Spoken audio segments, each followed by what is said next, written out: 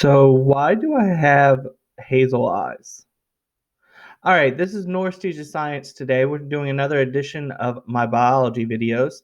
I'm Mr. Norris, and today we're going to talk about a very important guy, the great and powerful Mendel. And so by end of the video, you should be able to say that you can describe the contributions Mendel gave to genetics. So we're starting a whole bunch of videos about genetics or your genes or why you are the way you are and how you would get your traits and all this other stuff. So let's first off talk about how did genetics get its start? And it's based off this guy named Gregor Mendel. He is known as the father of genetics. So why he's known as that is because he did a bunch of experiments on genetics, usually working with something called pea plants. You guys know what peas are, the green things that you have to eat for dinner. I like mine with mashed potatoes. But if you didn't know, peas don't always come in the color green. But he studied pea plants and he studied how traits and characteristics of the pea plants and how they go from one generation to the next generation. So, what Mendel already knew about pea plants? One, they were self fertilizing. What that means is they had the male and the female part of the plant in themselves, and the male can fertilize the female and make their own eggs. Individual pea plants breed true for certain traits. That means successive generations are just like the parent. So if the parent was a purple flower, then the next generation would be a purple flower. And they can cross pollinate. What that means is pollen from one pea plant can go to another pea plant and fertilize the eggs in that one. Now, traits that he noticed was about the pods, the peas, shape, color, the pod shape and color, and even the flower, white or purple. So, how Mendel did his experiment?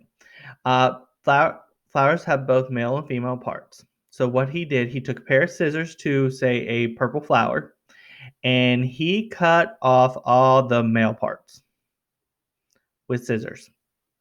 Then he went to a white flower that had some male parts, got some of the pollen, and placed it on the female part of the purple flower.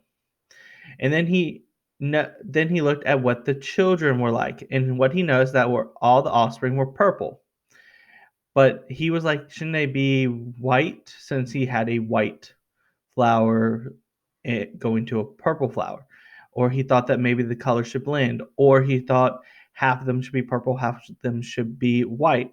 But he knows that all the offsprings were purple. And he was like, why? So he did more experiments and he comes up with the first conclusion. It's called the rule of factor. Each organism has two factors that control each trait, and we call them genes. And you get one gene from your mother and one from your father. Um, and they combine together to give you your genes for that trait. So half your DNA comes from your mother, half from your father. Now we do represent genes with letters, and we're going to get into that in another slide, another video. But right now we're just going to talk about a couple of conclusions Mendel made. Uh, Now genes do exist in different forms, and we call these different forms alleles. So like with the flower, the flower for the peas could be purple or white. So Mendel was like, oh, those are two different alleles, a purple allele and a white allele. And that's what he continued to test. After that, he comes to the conclusion number 2, and he called it the rule of dominance, that one allele is dominant over the other. All right, so the one that's dominant, we call the dominant allele, and the one that can be hidden, we call the recessive allele. If the dominant trait is there, it will be seen, and the recessive will be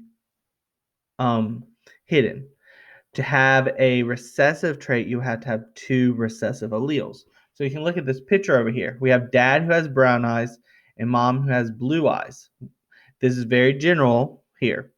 They have a child. The child is going to have brown eyes, but the blue is hidden because dad's going to give one allele for brown eyes, mom's going to give one allele for blue eyes, but since dominant is always over recessive, brown will be shown. but there's still the blue there. In future generations, a kid could have blue eyes. And we're going to get into that in another video in this series when we talk about something called Punnett squares. So let's apply Mendel's conclusion real quick. So we remember back to Mendel's experiment with the purple and white flowers. Mendel crossed a purple flower with a white flower, and all the offsprings were purple. So if we look at this question, which trait was seen? Was purple seen or was white seen? Well, the children were all purple, so the trait that we saw was purple. So what does that mean? That means purple is dominant and white is recessive. And I abbreviate my dominant and my recessive right now with my abbreviations here. You can come up with your own ones later on or for shorthand, but that's how the conclusions work right now. Now we're going to talk a little bit more about all this stuff. We're going to get into much deeper about genetics, but this is really just an introduction video. If you want to know more about Mendel and his experiments and what he did and who he was, go over to Google and check it out. But like I always say, I hope you learned something today. And this is Mr. Norris, and he is signing out.